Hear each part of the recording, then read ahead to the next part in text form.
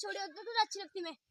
वाह छोड़ी यार गड्ढा है बड़ा तो क्या मेरे हाथ में छोड़ी तो लगनी चाहिए अच्छी। बचा दीदी छोटी ए बचाओ मुझे। दीदी मैं तो जा रही, मैं तो गिर जाऊँ ऐसे। नहीं दी प्लीज मुझे बचा लो ना। अच्छा ठीक है, कुछ करती हूँ। क्या करोगी तब तक?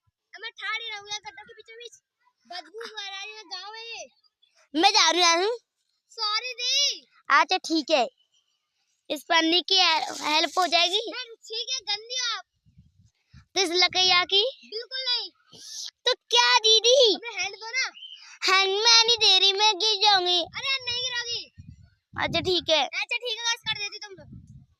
और तुम मुझे आने से क्यों लग रही है? मुझे आ जाऊंगी ना मैं। छोटी नहीं दीदी अब ऐसे ना अब मैं पक्का जाऊंगी। आ जाइए लोग। थैंक यू दीदी, वेलकम। लाइक